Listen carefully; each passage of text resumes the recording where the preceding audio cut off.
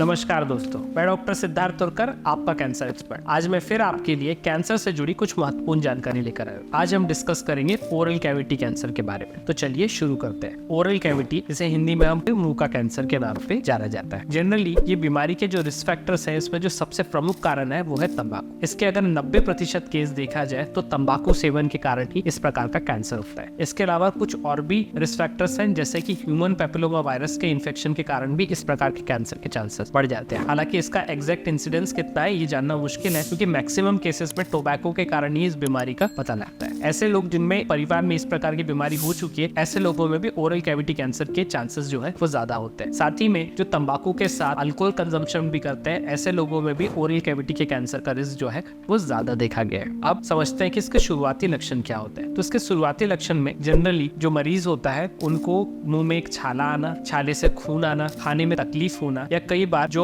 गाल में सूजन आना, इस प्रकार से इस बीमारी का पता लगता है। कुछ केसेस में गले में गांठ के रूप में भी इस बीमारी का पता लगता है। अब ये समझते हैं कि इस बीमारी का डायग्नोसिस कैसे होता है। अगर इस प्रकार के लक्षण किसी में मौजूद है तो ओरल कैविटी एग्जामिनेशन किया जाता है। एग्जामिनेशन में अगर कोई सस्पिशियस लेशन दिख रहा है तो उस लेशन से या उस घाव से एक बायोप्सी निकाली जाती है और कंफर्म किया जाता है कि कैंसर मौजूद है कि नहीं है। अक्सर ऐसी बीमारी में मरीज का मुंह तंबाकू सेवन के कारण बहुत अच्छे से खुल नहीं पाता है और कुछ केसेस में यहाँ पे बायोप्सी डिफिकल्ट हो जाता है। बहुत बार मरीज ये सारे लक्षणों को इग्नोर करते हैं और कई बार जो बीमारी होती है वो काफी ज्यादा फैल चुकी होती है, या फिर कई बार गाल में चमड़ी से बाहर भी आ चुकी होती है। अब इस बीमारी की स्टेजिंग के लिए जो मोडालिटी यूज होती है वो है सिटी स्कैन। अगर बीमारी टंग में मौजूद है तो ऐसे केसेस में MRI स्कैन किया जाता है। अगर ये बीमारी ऐसे स्टेज में है जहाँ पे इसको पूरी तरह सर्जरी द्वारा निकाल दिया जा सकता है, ऐसे केसेस में जो ट्रीटमेंट होता है उसमें डायरेक्टली सर्जरी कर दी जाती है। और सर्जरी करने के बाद डिपेंडिंग अपॉन की पैथोलॉजी जो स्पेसिमेन है उसमें क्या रिस्क फैक्टर्स मौजूद है या उसमें कौन से रिस्क की फीचर्स मौजूद है, उन फीचर्स के आधार पे ये डिसाइड किया जाता है कि एडजुवेंट ट्रीटमेंट जो कि सर्जरी के बाद का ट्रीटमेंट है उसमें कीमोथेरेपी या रेडिएशन थेरेपी देने की जरूरत है कि नहीं। अगर डिसीज बहुत ही अर्ली स्टेज की है तो ऐसे केसेस में सिर्फ सर्जरी ही कंप्लीट ट्रीटमेंट हो सकता है। अगर ये डिसीज ऑलरेडी लिम्फ नोड्स तक फैल चुकी है तो ऐसे केसेस में रेडिएशन को ऐड किया जाता है। अगर ये लिम्फ नोड्स पे भी थोड़ा आगे एक्स्ट्रा नोडल बढ़ चुकी है तो ऐसे केसेस में जनरली कीमोथेरेपी को भी ऐड किया जाता है। कुछ केसेस में बीमारी इतनी ज्यादा बड़ी होती है कि डायरेक्टली एक सर्जरी में उसको निकालना मुश्किल होता है। तो ऐसे केसेस में स्टार्टिंग में कीमोथेरेपी दिए के बीमारी को छोटा किया जा सकता है और छोटा करने के बाद या तो सर्जरी या तो फिर कीमो रेडिएशन द्वारा इसको ट्रीट किया जा सकता है। ICMR के रिकमेंडेशन के अनुसार ऐसे लोग जो रेगुलरली तंबाकू खाते हैं उनमें इस बीमारी की स्क्रीनिंग रेगुलरली होनी चाहिए। ये बीमारी हालांकि एक सरफेस मैलिग्नेंसी है और इस बीमारी को जल्दी पता लग जाना चाहिए, लेकिन कई बार लोग इसके सिम्टम्स को इग्नोर करते हैं और ये बीमारी काफी एडवांस स्टेज में ही प्रेजेंट करती है, जिसके कारण इसके जो आउटकम्स है अच्छे नहीं आ पाते। आज के लिए बस इतना ही।